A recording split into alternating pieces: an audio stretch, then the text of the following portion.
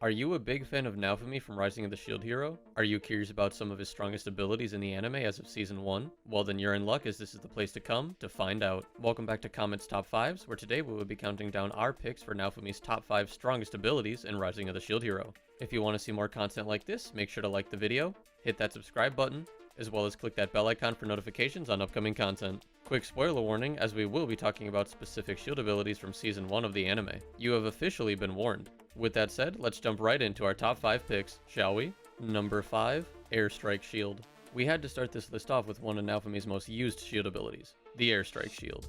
He first unlocked this ability after obtaining the Rope Shield, and what's cool about the Airstrike Shield is that it's great for defense against strong attacks, but can also be used offensively as a projectile. The Airstrike Shield allows him to put up one green translucent shield, which he will often see Naofumi using to give a boost to an attack, block powerful magic, or use offensively by shooting it at his enemy. Even though this is another ability altogether from a different shield, we had to mention the second shield because it allows him to put up an additional airstrike shield to block incoming attacks of high potency.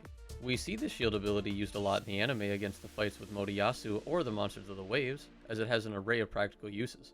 There are even variations of this ability that Naofumi gets in later volumes, but we'll save that for another video. Number 4, Shield Prison. The Shield Prison ability had to make our top 5, as it is another one of Naofumi's most used defensive abilities in the series. This ability was unlocked when he obtained the Pipe Shield. Even though we still have no idea how he unlocked it, it is not an ability you want to sleep on.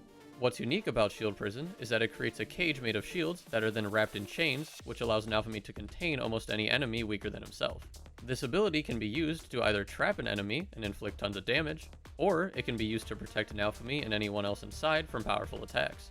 Maybe the coolest reason we have Shield Prison on our list is because when the ability is upgraded and used in unison with Chain Shield, it unlocks the attack Iron Maiden. This combo impales any enemy that is trapped inside the Shield Prison, then traps them in the Iron Maiden sarcophagus that, needless to say, does a lot of damage. Naofumi has used this skill many times to increase his own defenses or as a trap for an unsuspecting monster. Number 3, Soul Eat. Of all the abilities we see Naofumi use in Season 1, the Soul Eat ability is not an ability to be trifled with, as it is scary strong in terms of power.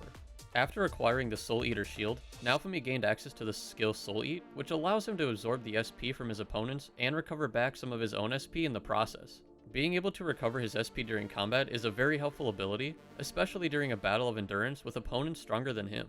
The coolest part about the Soul Eat skill is that it's one of, if not the only ability that Naofumi has in his arsenal that can damage glass as of now. The reason why glass is so susceptible to Soul Eat is because her SP is connected directly to her life force, meaning that her SP is not the only thing that's being absorbed during an attack. That's why Soul Eat is not an ability you want to mess with. Considering Glass is one of the strongest heroes as of now, an ability that can do her damage, like Soul Eat, has to make our list just out of pure awesomeness. Number 2, Iron Maiden. The Iron Maiden is one of my favorite skills in Naofumi's arsenal as of Season 1. Don't tell me you didn't get goosebumps when he first used it against the Soul Eater. The way that scene played out with this ability was just pure awesomeness. The skill Iron Maiden was unlocked when Naofumi equipped the Rage Shield and combined the skills of Chain Shield and Shield Prison. Just like I mentioned when talking about Shield Prison, the Iron Maiden is its own skill, however, its strength comes from this deadly combo of abilities. We see Naofumi use the Iron Maiden skill to finish off the Soul Eater monster. Interesting thought, if you think about it, he wouldn't even have the Soul Eater shield right now if it wasn't for Iron Maiden's skill and the Rage Shield. That's kinda cool, right? The only living thing that has survived this terrifying skill was Glass, who seemingly destroyed it with ease. I would love to see a combo of this skill and Curse Burning in the future. A Flaming Iron Maiden would be awesome. Now we can't have a top 5 list without some honorable mentions. Chain Shield. This skill is a little different from the others on this list as it is used more for utility. Chain Shield was unlocked when Naofumi got the Chimera Viper Shield after absorbing parts of a Chimera monster. What's really cool about Chain Shield is that there's the regular Chain Shield skill that allows Naofumi to change shield abilities instantly without having to wait for a cooldown period. Then there's the Chain Shield attack skill that allows Naofumi to change shields for counterattacking. We see him use this a lot with Airstrike Shield and Shield Prison, which he can use to draw an opponent in, which then allows Naofumi to switch to the Devil Dog or Soul Eater shield to go in for the attack. These two Chain Shield abilities are very useful in combat as it allows Naofumi to be quite deadly when he wants to be. Alert Shield. The Alert Shield skill had to earn a spot on our honorable mentions list, as it's quite useful when enemies are closing in. Naofumi acquired the Alert Shield skill after obtaining the two-headed Black Dog Shield, or Devil Dog Shield. What's cool about this skill is that it will give Naofumi an alert if an enemy is within 20 meters of him. Having this skill makes sneaking up on Naofumi a very difficult task. He mainly uses the Alert Shield when he's in a darker place with little light so no monsters can catch him off guard.